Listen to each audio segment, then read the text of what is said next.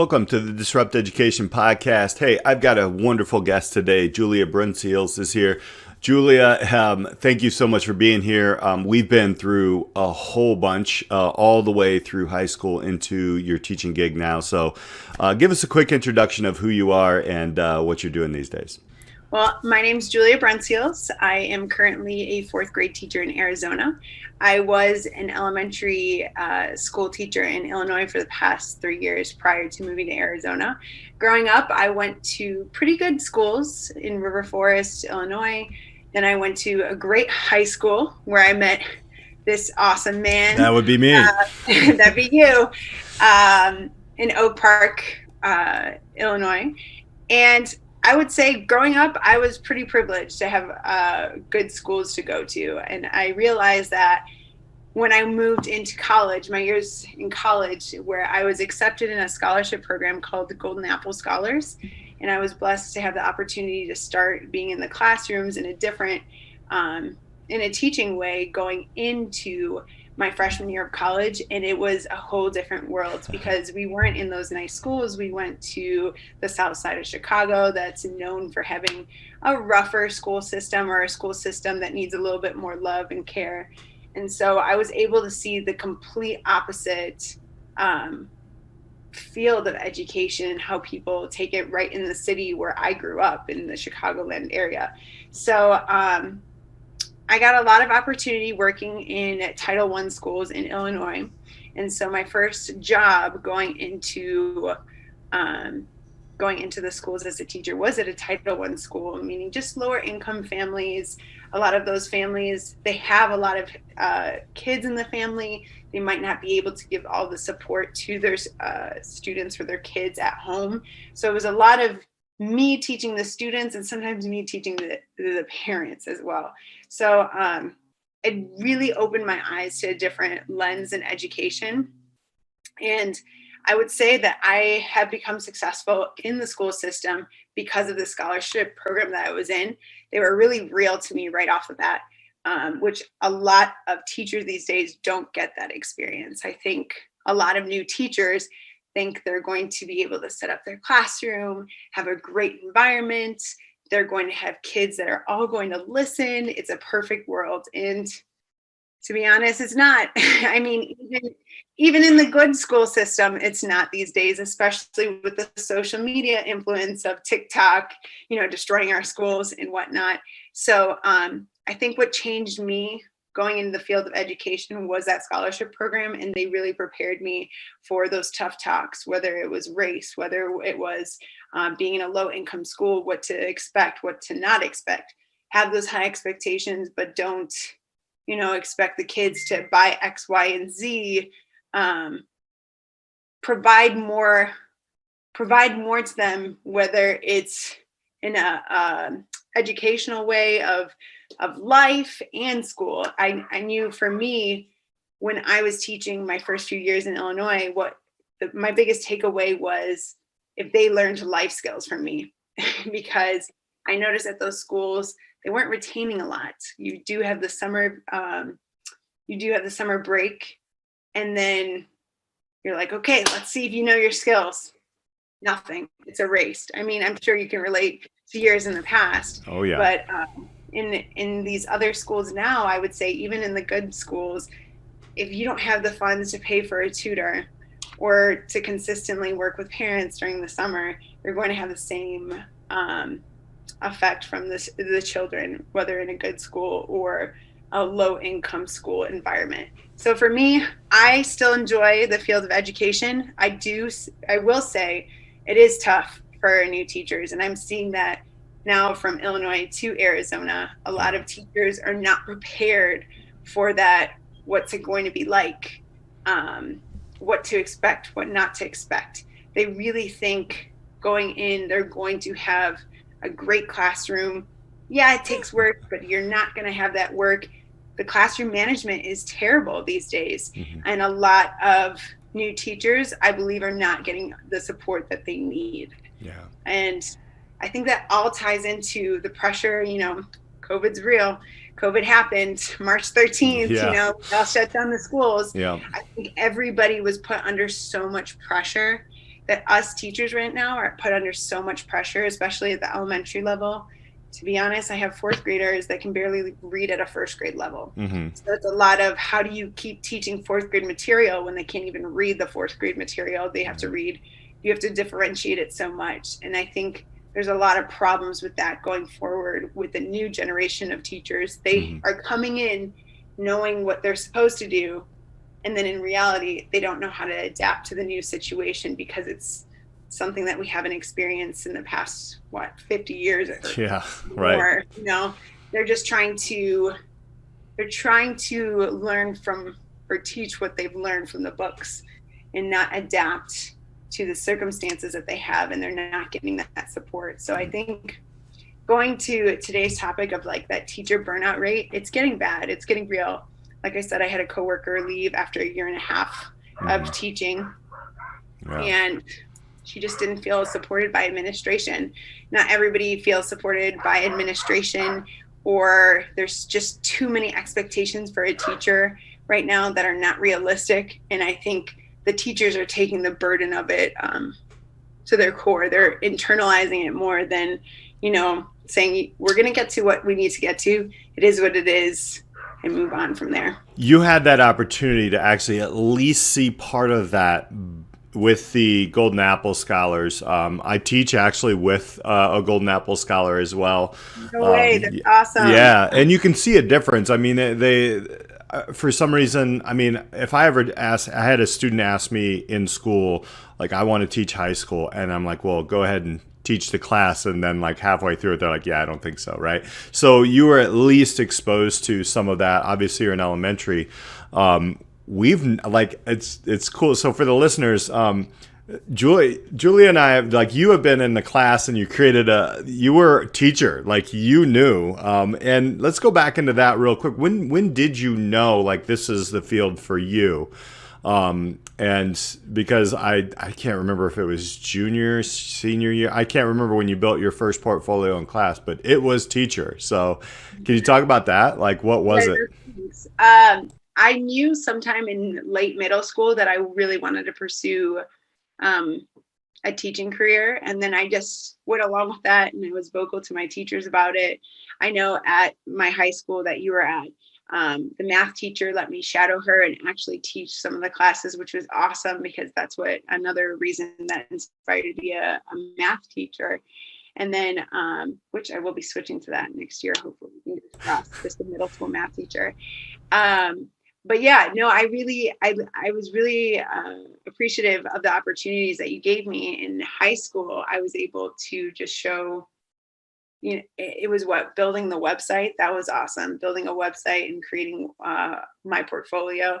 It was nice. And I love that I was able to help others in class. It just like gave me more confidence in becoming a teacher. I think more and more students need those teachers to shine the light on them and give them that opportunity, whether it is to succeed or not. I don't want to say fail per se, or to open their eyes and see maybe this isn't the path for me. Yeah. Because then they'd be saving thousands of dollars, saving time and energy in where they could put it into something else. Yeah. But yeah, I learned early, and I was really thankful that my teachers were super supportive.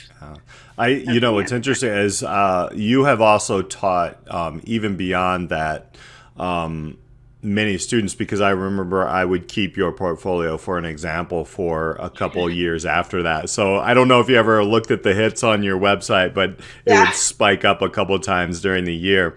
So it was interesting. It was really cool to see that education kind of spreading out. It was almost like you're mentoring others, because I could show people mine, but like I'm an old dude. So obviously yours came in with a little bit newer look to it. One of the things that you mentioned, which is very interesting, is, you had a colleague leave. They're really, obviously we all weren't prepared for this. Parents, students, administrators, educators, all these things, right? And then for a while, I feel like we were kind of heroes. I mean, we actually, somehow buttoned this thing up, kept people moving forward.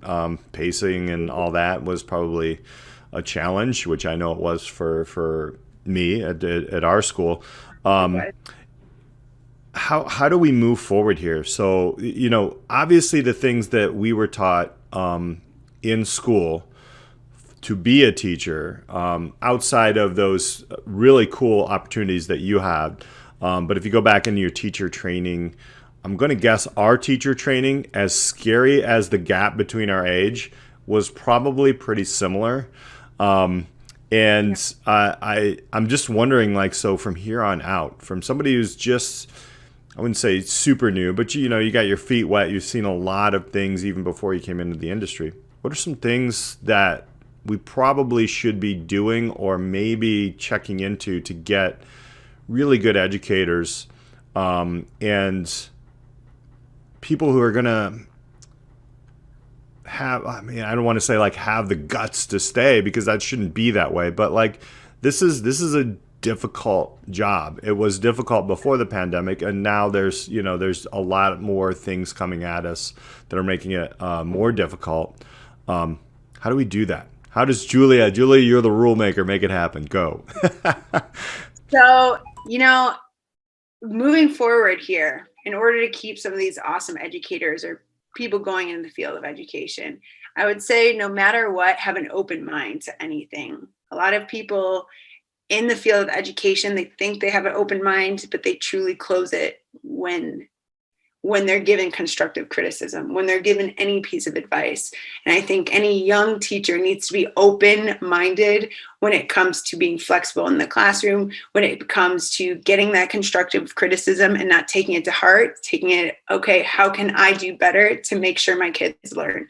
Or how can I be a better educator? I think that's number one, a big thing, because I've noticed with the younger teachers, they're not open to taking any advice. They say they are, and then they're not. And hence why they feel so stressed why feel stressed when you have a team to help you?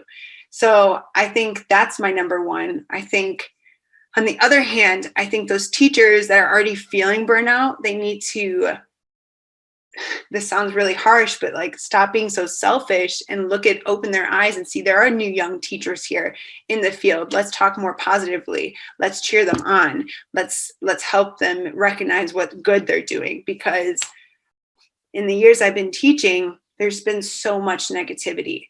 You can't, one person next door in the classroom is doing awesome things.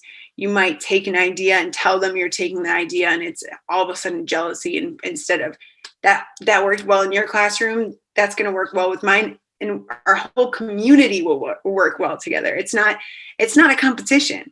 And I think that's a huge thing with the younger teachers. They need to realize there's no competition. We're here. It's like it takes a village to raise a child, meaning whole classroom environments, families, just the whole school, everything. So in order to, I would say, changing that mindset in order to keep more of those younger teachers. And if I could give advice to my younger teachers moving forward to get rid of that burnout rate, I would say focus on classroom management. Because kids these days, I don't care what age, their attention spans are like this, because they have it on their phones, they have it on their tablets, they have it everywhere. And that's something that's different from when I was in high school in your class. I mean, we had phones, but I didn't get my first iPhone till college. You're dating yourself. I love it. Yeah. So I know, right? You had a flip phone. Yeah, I had a flip phone, and also I was like that goody two shoes that I'm like, I can't do this. I'm gonna get caught. Not kids. That's another problem. Kids don't have. How do I say this? A lot of kids now feel very entitled. They don't know how to respect adults, and I witness this on a daily basis. But with my class, for example, I hate eating lunch with my coworkers because all they do is say all the negative things about how I have to say. And I'm not trying to toot my own horn, but I'm fine. I was given all that tough love in the beginning of the school year. And now it's like they know my expectations. It's real. We could have real conversations. I can teach them. Or my students are like, they're holding the door for another class. And they said, Ms. Bruynseels, nobody's saying thank you.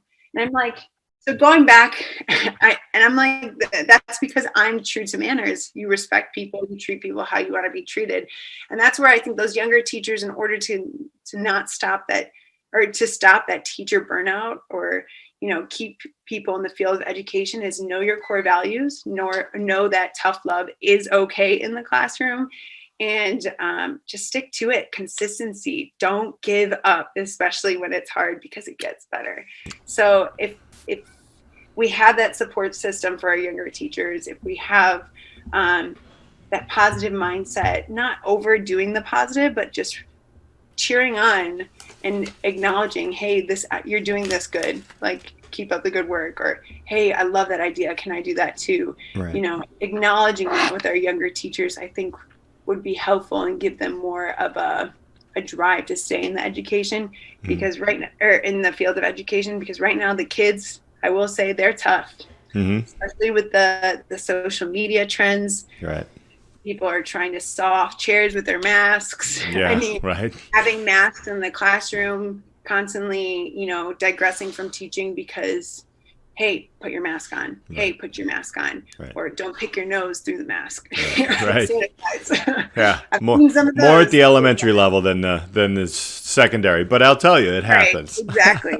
Yeah. No, it's just like the little things now that we have to focus, choosing your battles, It's tough. I can imagine with cell phones right now in the classroom at the upper level, you have to just focus on making education so much more engaging. And I think that's also what a lot of people burn out. There's two things I took, and thank you for sharing that. There's two things that I'm taking from this. Starting with, there are 3, sometimes 4 generations of teachers in a system, like in a school building. And one thing that we don't really get trained on is actual teamwork, right? I've never seen a teamwork course in education at the secondary or at the post-secondary level when you're in your teacher training.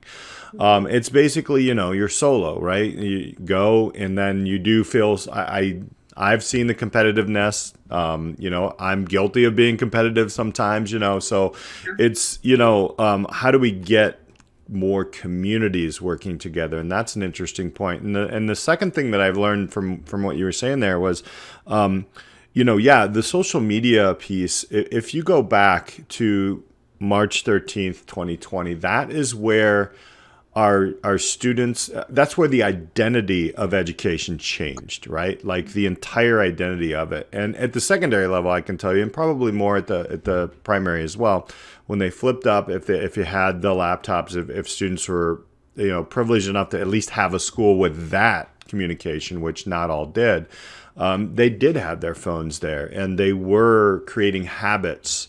And one of the things is, I just acknowledged that with one of my courses in entrepreneurship. It's very interesting because they stopped. And of course, it used to be where you had like 15 to 20% kids disengaged.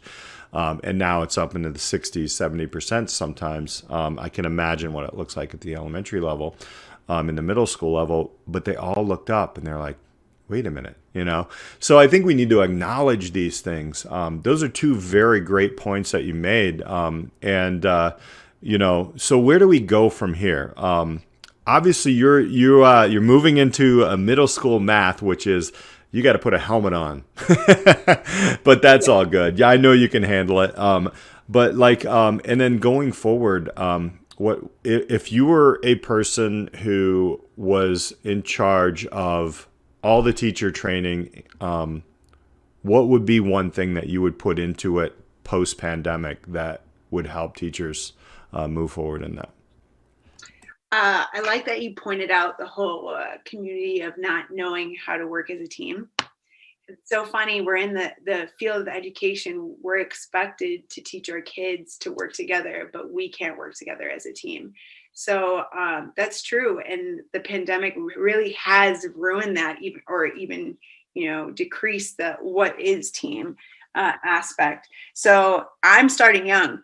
I start with my 4th graders. I have them work in a team. And then after we do something as simple as working as a team, whether it's just reading a passage or they create a project together, I talk to them and I ask for their feedback. What do you like about working with each other? Be honest. What went well and what didn't? And I can already see how some of them got frustrated with each other and some of them are happy. I said, let's see, just talking with them at a 9, 10, 11-year-old with 9, 10, 11 mindsets is interesting, because that's how I am. I'm trying to plant the seed so then they can be those leaders going forward in that school system and hopefully in life, to know what it's like to work as a team. I think I'm fortunate in my education at Bradley University. For undergrad, they made us do a lot of team projects. So I was able to witness who was the good one, who was not, who works together well, who's just the speaker, So that's something that I value a lot. And it's hard in the school systems because a lot of educators come into the professional development. Something about teamwork, and of course we're all guilty of doing it sometimes. Sometimes it's super repetitive. So it's hard. How are you supposed to teach something when you internally are not open to learning, having that open mind to learning? Okay, you know what? I am slacking at teamwork. I got to step up my game. I can't do this to this teacher or that teacher. So, so it's hard moving forward. Maybe if in our school systems now, if we could implement more teamwork activities for a PD, that could help. But again, that pandemic, and in my school, we switched our PDs, our professional developments.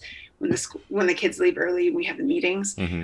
We've switched them to virtually, so it's hard to be in a team setting if you're just all on different computers. Because let's face it, in reality, if we don't have to put our camera on, you're probably working on something else. Yep.